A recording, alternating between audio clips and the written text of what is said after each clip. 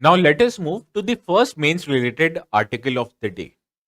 And this article, it deals with the Supreme Court's verdict on revocation of Article 370. Now this particular news is all over the Indian Express as well as the Hindu newspaper. Further, the Supreme Court, it upheld the government's decision which was taken back in 2019 to revocate the Article 370, as this article, it provided special status to erstwhile state of Jammu and Kashmir. Now, why are we dealing with this particular news article and how is it relevant for UPSC exam?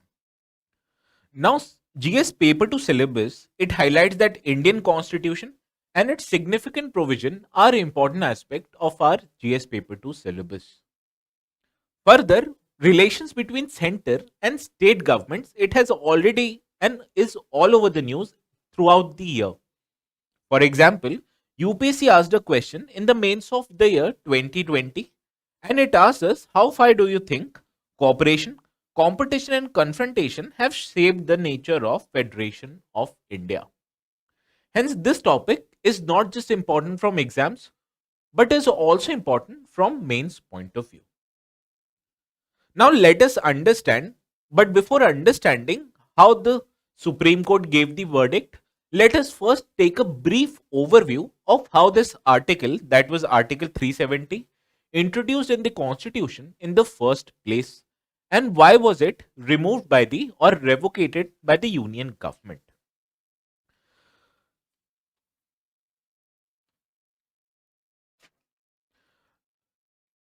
Now in the year of 1948, the erstwhile princely state of Jammu and Kashmir, it was attacked by tribals which was supported by the Pakistani army.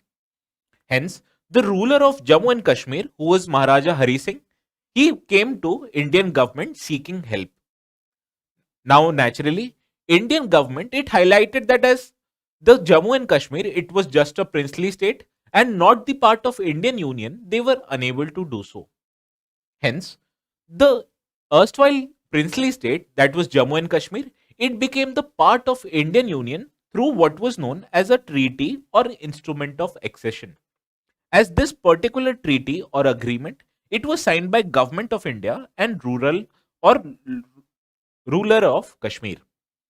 And this particular article or agreement, it made Kashmir or Jammu and Kashmir an integrated part of Indian Union. Now, naturally, to pacify the ruler, the Government of India, it introduced Article 370, which became the part of 21 of the Indian Constitution. Now, this particular article, it provided Jammu and Kashmir with a special status.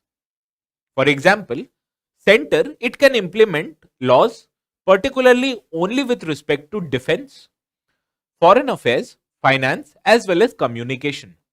Whereas all the other central laws were concerned, they can only be applied to state of Jammu and Kashmir after it received the concurrence of the state government. Also, Article 35A, it was introduced in 1950s.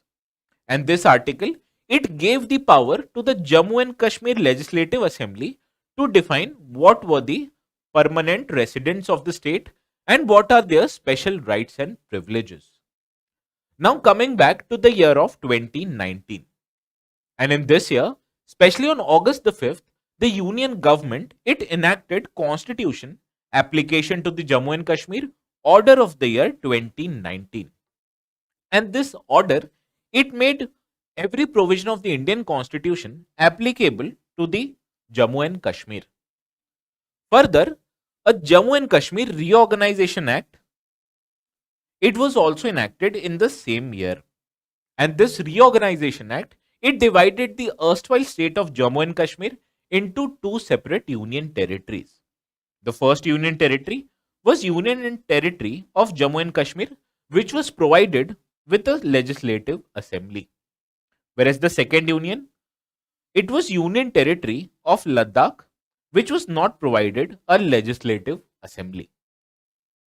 Now, how this revocation of Article 370 took place?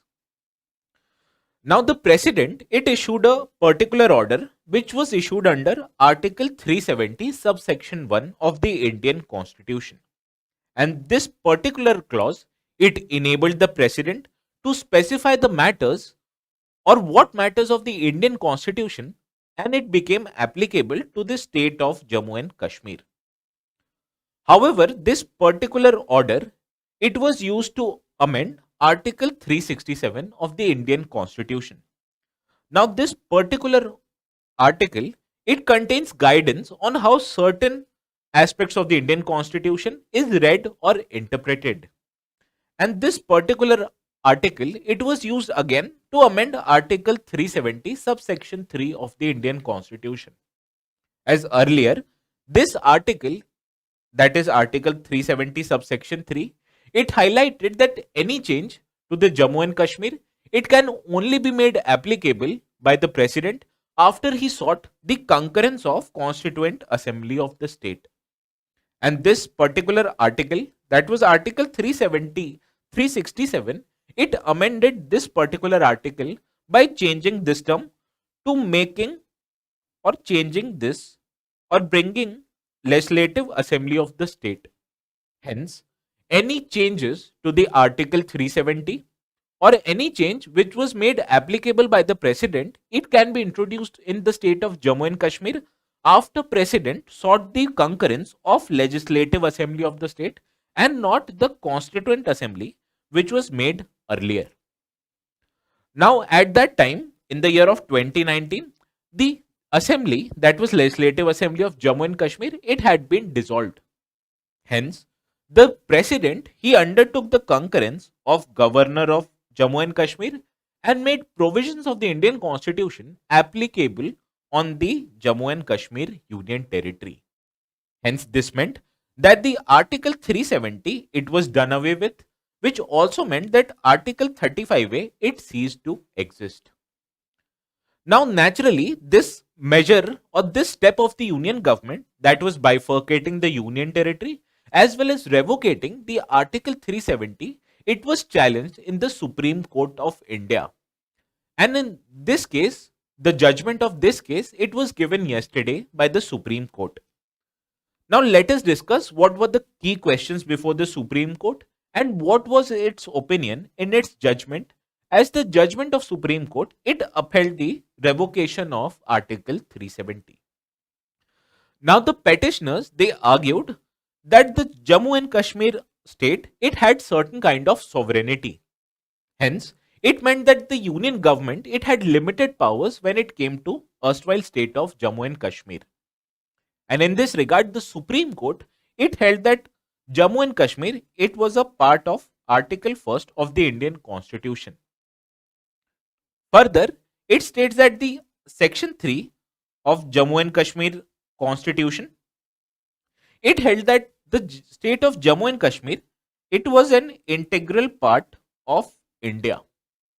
Now we know that as per Article 1, this provides for Union of India, which means that the Union of India is an indestructible union of destructible states. Hence, when the union government, it decided to bifurcate the erstwhile state of Jammu and Kashmir into two separate union territories, this measure itself was okayed with by the Supreme Court of India itself. Hence, after Jammu and Kashmir, it decided to merge with Indian Union, it gave away all its sovereign powers. And hence, Union government itself, it can decide what to do with the erstwhile state of Jammu and Kashmir. Further, petitioners, they also argued that this Article 370 was permanent in nature. Whereas on the other hand, the government of India, it highlighted that this article was rather temporary. Because the special status of the state that was given to Jammu and Kashmir, it was given in a particular historical circumstances. Because back in the year of 1948, Pakistan has committed aggression on the state of Jammu and Kashmir. Hence, in order to accede Jammu and Kashmir into India, Indian government, it offered certain temporary or transitional provisions that form the basis of special status of Jammu and Kashmir. Hence, as per the Supreme Court, this particular provision, that was Article 370, it was temporary in nature. Hence, doing away of Article 370, it was upheld by the Supreme Court of India, as this particular article, it was more of temporary in nature. Further, many of the petitioners, they also argued that the abrogation of Article 370, it was illegal in nature. And in this regard, the Supreme Court of India, again, it highlighted that the government orders, that was Order 272, as was 273, it was valid in nature. Hence, the government step to abrogate the Article 370 was itself legal in nature as per the Supreme Court of India. Further, petitioners, they also argued that the actions of union government at the time, it was taken when the state of Jammu and Kashmir, it was under president's rule. Hence, you can see from this amendment, the government, it provided that any changes to the special status of Kashmir, it can only be made after the president, he has sought concurrence of legislative assembly of the state. And the petitioners, they held that it was only the concurrence of legislative assembly and not the that of governor was required.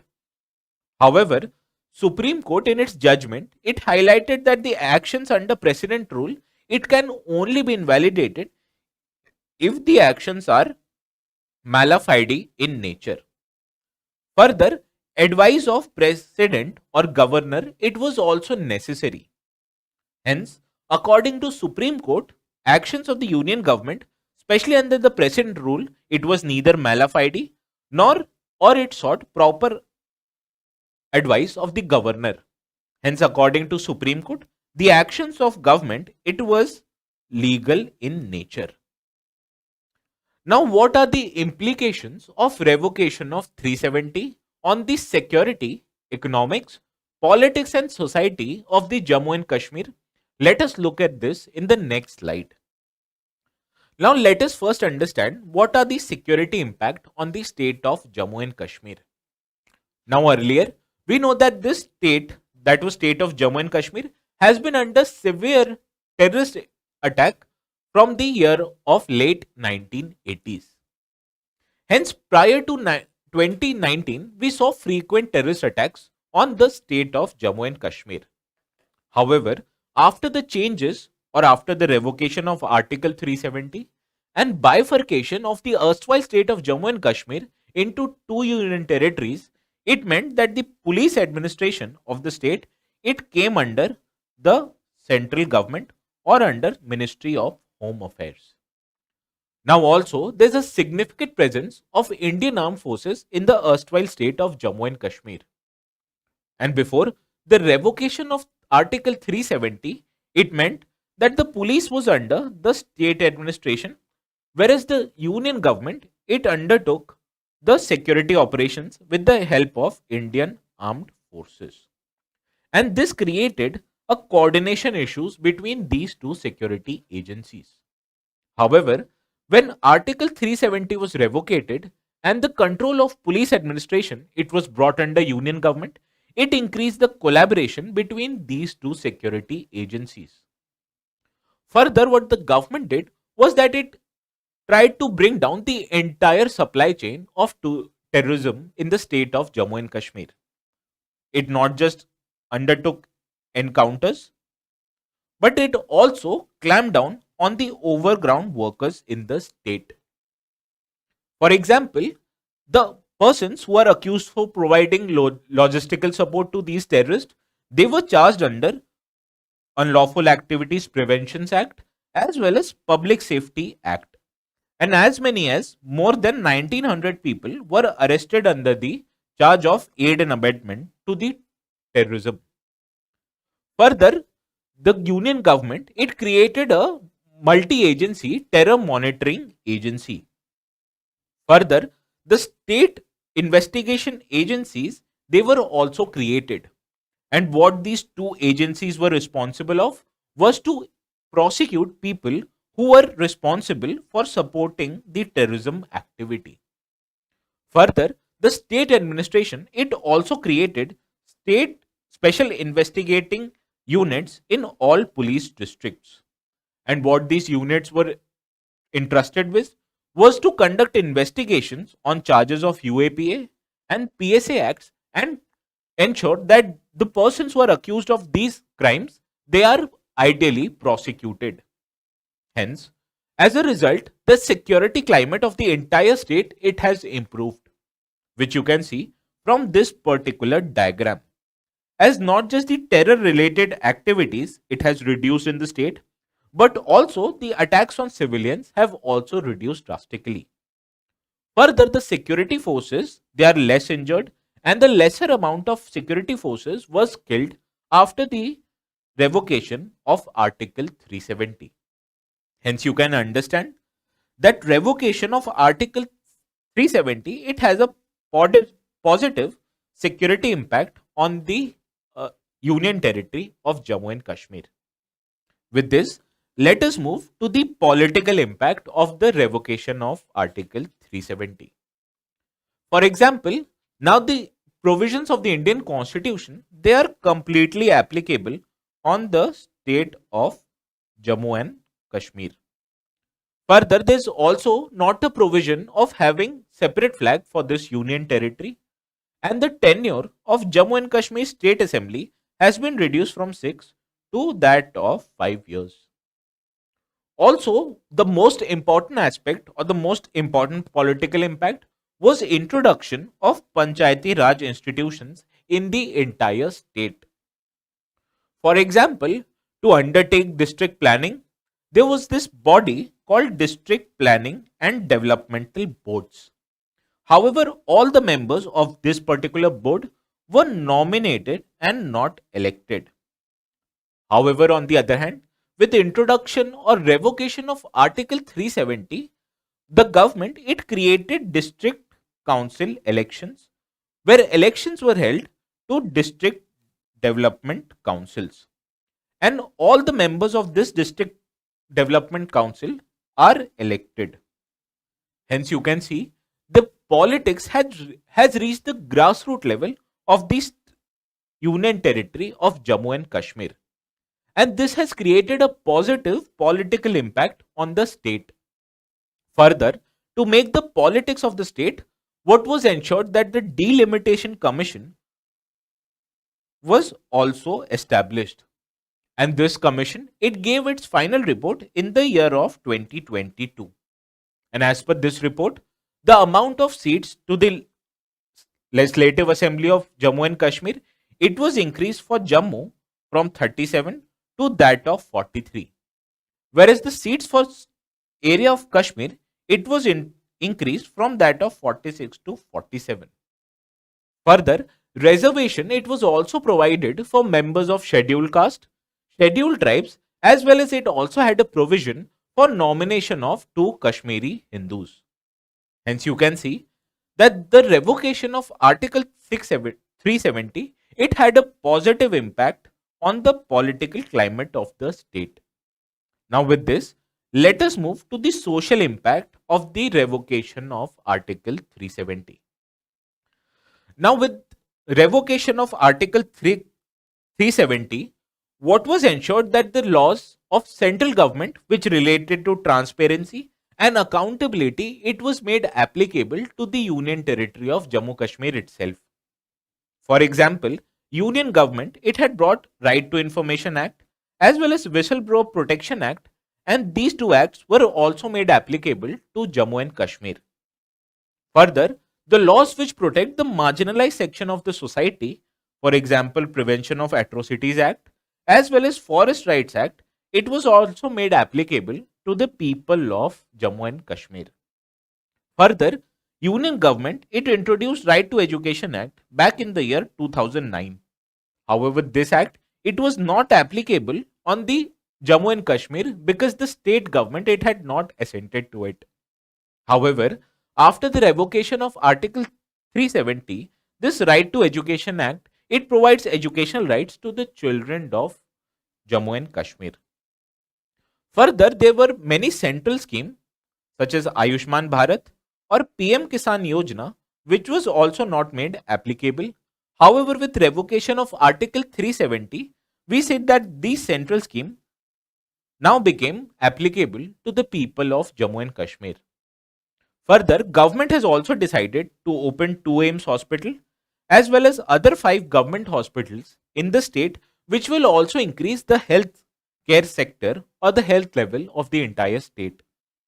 Further, the amount of scholarship which are provided to the minorities, it has also increased by 262% overall. Hence, from all this measure, you can understand that the revocation of Article 370 it also had a positive impact on the society of Jammu and Kashmir.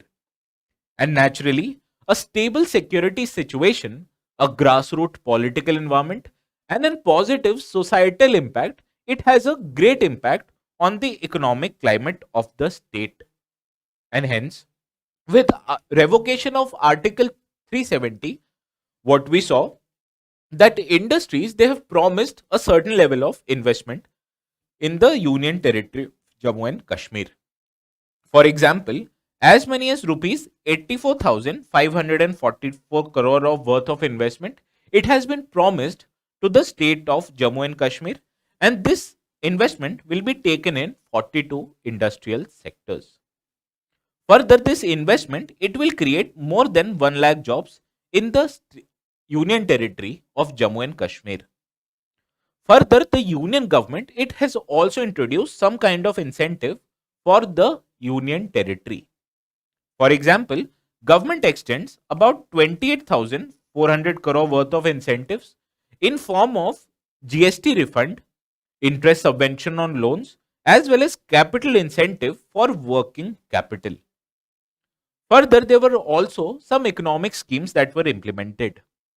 For example, there was this National Saffron Mission, which wants to create more than 3,500 hectares of land, especially for saffron cultivation. Also, with introduction of Udan scheme, the union government it wants to construct 12 airports in the union territory. Hence, all this measure you can see are interrelated because with revocation of Article 370, what we saw that the number of terrorist related incidents or terrorist attacks it was reduced in a substantial manner through a positive and more coordinated security environment. Further, the positive political impact can be gauged by the fact that the grassroots level of democracy it has been implemented in the union territory of Jammu and Kashmir. Further, with implementation of central government schemes such as Ayushman Bharat as well as PM Kisan Yojana, what we see that there is a positive social impact on the society of Jammu and Kashmir. Further, transparency and accountability of the government as well as protection of the marginalized section has also increased. And all of this, it has resulted into a positive economic impact on the state of Jammu and Kashmir. Hence, this was all for today's discussion on the revocation of Article 370. And with this, let us move to the last article of the day, which also appeared in both the Indian Express as well as the Hindu newspaper. Now, every year, RBI it comes up with a report that describes the state finances of states of the Indian Union. And also, this report was introduced by RBI in 11th of December. Now, why are we dealing with state finances? Because UPSC GS paper 3 it deals with government budgeting. Further, questions related to basics or important aspects of government budgeting have been occurring in UPSC mains exam from time to time. For example, this PYQ of the year 2021 it asks a very basic question which wants the candidates to distinguish between capital budget as well as revenue budget. Hence, let us deal with the issue of state finances. But naturally, candidates or aspirants they must be wondering why are we dealing with state finances and not the finances of the union government itself. And it is because state finances, it has an important impact on the macroeconomic stability on the entire Indian economy. For example, states in India, they spend 1.5 times more than that of union government. So you can see that the states of India have had a greater role to play when it comes to deciding what is India's GDP. Hence, you can see the states, they have technically 1.4 times more economic impact than that of union government. Hence, this economic impact, it warrants the study of state finances. Further, state governments in India, they are responsible for about two-thirds of total public capital expenditure.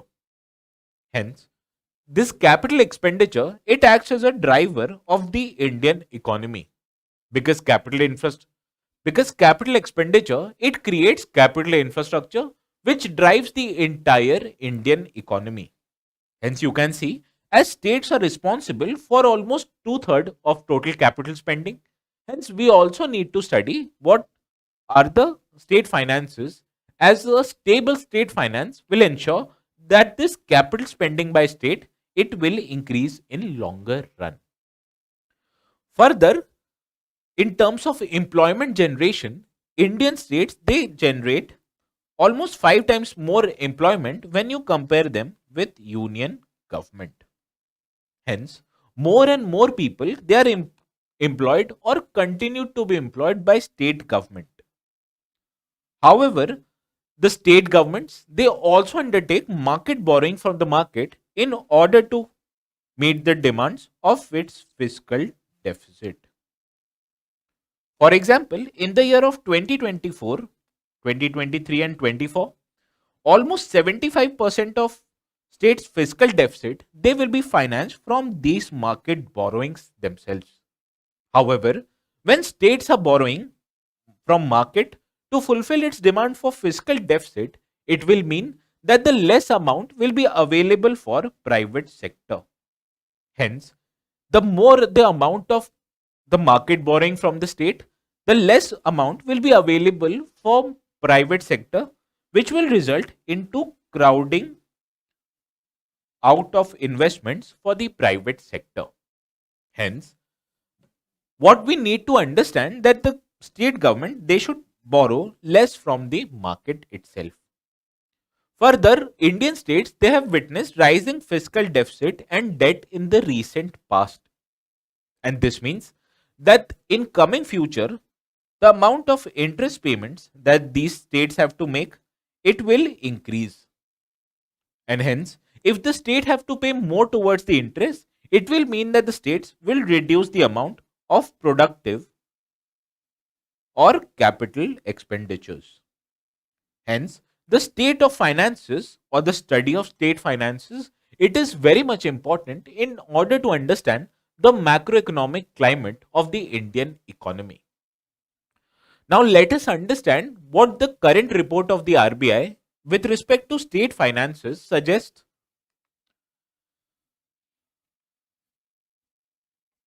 Now, as far as the state finance report of the RBI is concerned, it studies the budget of state governments, and the correct report or the current report, it studies the actuals of the year of 2021 as well as 22, whereas it also covers the revised estimates of the year 2022 and 23.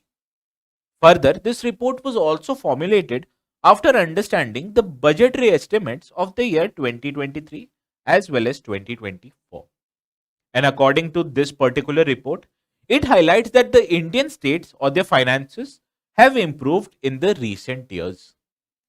For example, as you can see from this diagram, the gross fiscal deficit of Indian state, they have reduced from 4.1% of total gross state GDP to that of 2.8% in the financial year of 2022 and 23.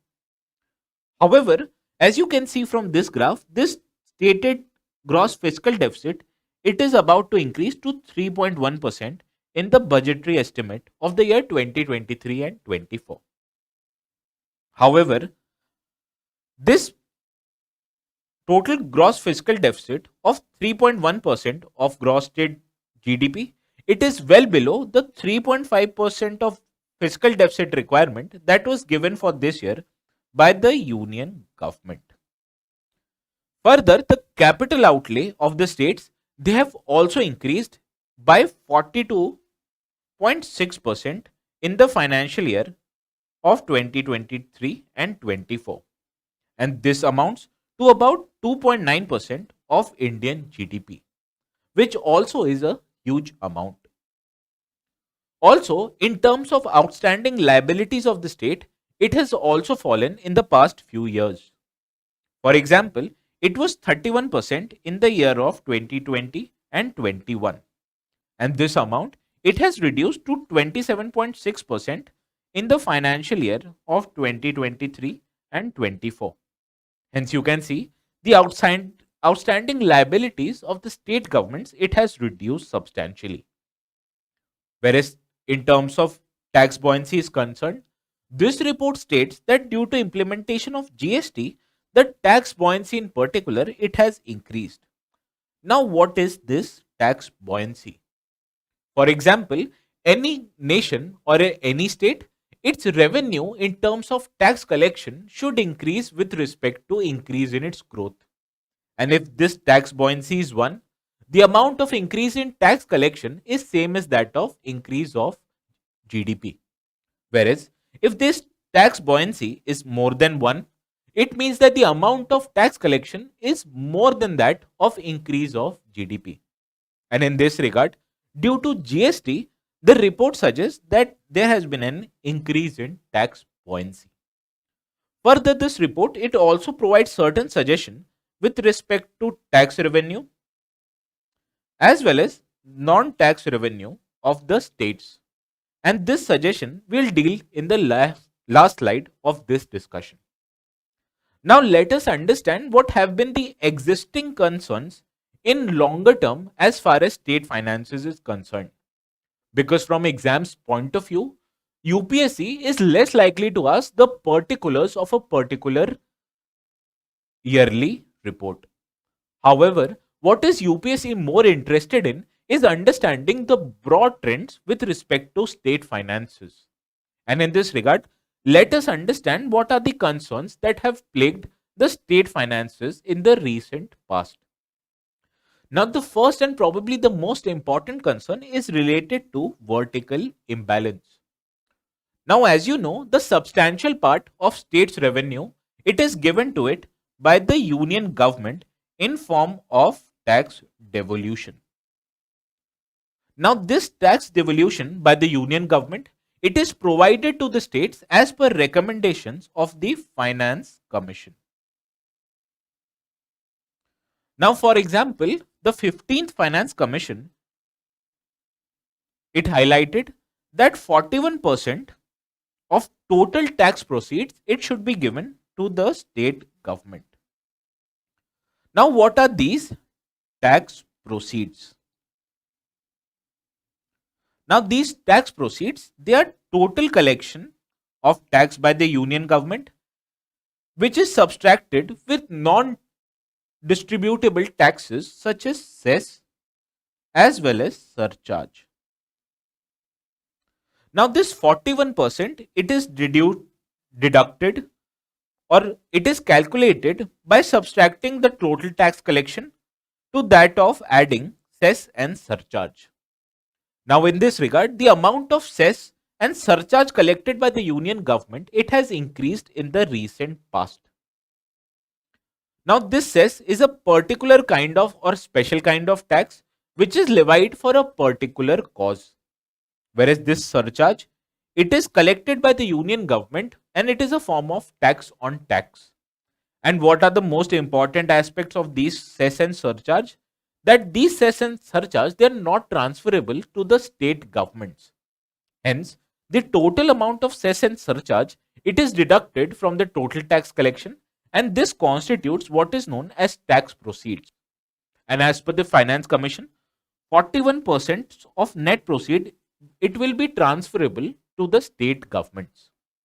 However, as far as the recent trends that are available for devolution, hence you can see this has created a vertical imbalance that favors union more than that of Indian states. Further, the second issue which plagues the state finance is that of horizontal imbalance. Now, what is this horizontal imbalance? Because we know all the Indian states, they are not equal in nature. Some states, for example, Gujarat, Tamil Nadu, as well as Karnataka, they are more developed and more industrialized in nature. Whereas on the other hand, states such as northeastern states as well as Himalayan states such as Uttarakhand as well as Kashmir or Himachal Pradesh, they are less developed or less industrialized in nature. So you can see that there is a horizontal imbalance as far as Indian states are concerned. Now, many of the northeastern or hilly states, they are dependent on the union government for what are known as grants. As these states, total 30% of these grants or 30% of their entire revenue collection, it is in form of these grants which are given by union government. Whereas also there are several less developed Indian states. For example, there is West Bengal, Madhya Pradesh, Bihar, as well as Andhra Pradesh. And total of 20% of their net revenue, it emerges or it comes in form of grants by the union government. Hence, you can see some states in the country, they are more dependent on grants by the union government, which makes them imbalanced in nature. Further, this horizontal imbalance, it is also increased by what are known as committed expenditures, because there are many states in the country than that of implementing non or new pension scheme. Hence, the states who have implemented this old pension scheme, they have increased committed expenditure. And this committed expenditure, it further disbalances the horizontal balance between each and every state. Further, the collection of revenue by these states, it has also taken a hit in the recent times. For example, as far as collection of tax revenue is concerned, what the states are witnessing is that they are making inaccurate revenue forecast. For also, these states have high administration cost, which naturally tends to reduce the amount of total tax collected. Further, as far as non-tax revenue is concerned, we know that state finances, they are plagued with issue of discoms. As many electricity distribution companies in Indian states, they are witnessing high debt, and naturally these states have to undertake the debt of these discoms, thus reducing their non-tax revenues. Further, many states, they also operate some public sector enterprises, and if this public sector enterprises are not having good financial health, it will also impinge down on the non-tax revenue of the state. Hence, you can see that both tax as well as non-tax revenue, it has reduced in the recent past. Further, states, they have also lost some kind of autonomy when it came to increase the indirect taxes in their state, because GST or the rates of GST, it cannot be changed by the states alone. Hence, the autonomy that gave the states a considerable autonomy to increase their revenue collection through collection of indirect taxes, it has also reduced through introduction of GST. Hence, you can see that revenue of states, they have taken a hit due to reduced tax and non-tax collection, as well as reduced autonomy as far as increasing their taxes were concerned. Further, this vertical imbalance is primarily due to increased cess and revenue collection by the union government, because this increased cess and revenue collection by the union government, it reduces the total amount of tax proceeds which are then made available to the state governments. Further, there's also a horizontal imbalance in the country because some states, as I've already highlighted, are more developed and industrialized in nature, whereas other states, especially northeastern states, hilly states, as well as some underdeveloped states such as Bihar, Madhya Pradesh, and West Bengal, they are more dependent on the grants that are provided by the union government. Further, some states such as Chhattisgarh, Rajasthan, they have increased their committed expenditure, especially in form of increased revenue outgo as far as pensions are concerned. And this is primarily because these states have decided to move towards old pension scheme and they have revocated the reforms that were undertaken with the new pension scheme. Hence, naturally, RBI using this state finances report, it also suggests some measures for these governments. Now, the first recommendation in order to improve state finances, it came from 15th Finance Commission itself. Now, this Finance Commission, it highlighted that both union as well as state government, it should focus on their debt consolidation, which means that the Finance Commission, it wanted both union and state government to comply with provisions of Finance or Fiscal Responsibilities and Budget Management Act, also known as FRBM Act. Further, this Finance Commission, it also highlighted the states to report their liabilities in a more transparent manner because in order to reduce their fiscal deficit, what the state government resorted was undertake borrowings in form of extra budgetary resources. And these extra budgetary resources, although they are not delineated in the state budgets themselves, but they also provide a certain kind of liabilities on the state government. Hence, the Finance Commission were of the opinion that state government, they should put these liabilities in a more transparent form. Further, the Finance Commission, it also highlighted that states, they need to undertake some kind of reforms as far as collection of their tax revenue are concerned. For example, states, they can undertake reforms in tax administration as well as undertake technological reforms that promoted data analytics. As using these data, the states can try to reduce the amount of tax evasion. Hence, increasing or reforms in administration as well as undertaking technological developments will help states increase their tax revenue. Whereas on the other hand, as far as non-tax revenue were concerned, the Finance Commission, it was of the opinion that states should undertake monetization of their physical assets. Because according to Finance Commission, states have significant physical aspects or assets such as roads or other infrastructure.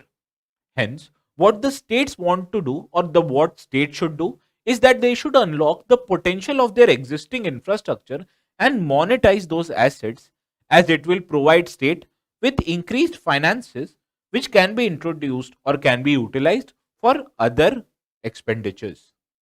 Hence, the RBI, it is also of the opinion that states need to reprioritize their expenditures.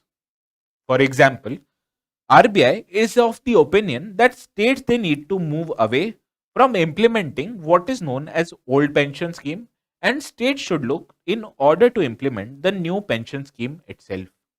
Because if unchecked, this old pension scheme, it will result into total 0.9% of GDP revenue outgrowth up till the year of 2060. And this is a form of revenue expenditure. While on the other hand, states should reprioritize by undertaking what is known as capital expenditures. Also, states should make effort in order to introduce levels of healthcare as well as educational levels of people of their state. Further, the state should also provide some kind of social security for people of their state. And these healthcare, educational, as well as social security expenditures, they can be a form of productive expenditures. Further, the RBI, it has also highlighted to make central transfers more effective in nature, because currently union government, it provides grant to states in form of revenue deficit grants. Now, lesser is the revenue of a particular state, the more amount of grant it gets. So you can see the states, they do not have incentive to increase their revenue collection by more, because they know if their loss, if they face certain loss in their revenue collection, this will be compensated to them in form of revenue deficit grant by the union government. Hence, this creates a disincentive for states to increase their revenue collection. Hence, RBI is of the opinion that states can make these transfers more effective by undertaking or by prioritizing the states to undertake the revenue or reforms in their revenue collection. Further, these transfers, they need to undertake in well defined time, and also these transfers should be made less tied in nature. Further, in the recent past, what we saw, that power sector in the country, it faced certain challenges, because electricity distribution companies, also known as discoms, they face certain revenue strains, and these were compensated by states in form of overtaking their debt. And naturally, when the discoms debt were undertaken or overtaken by the state government, it naturally increased the amount of debt burden on the state. Hence, in order to reduce this debt burden, what the Finance Commission and what the RBI wants to do is that the state should undertake reforms in their private sector or power sector.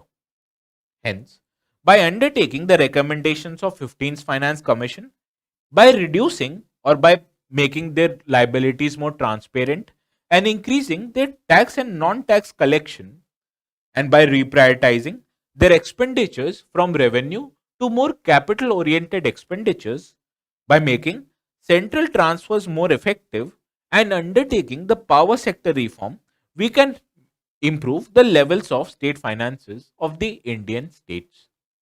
Hence, this was all for today's discussion in today's Daily News Simplified.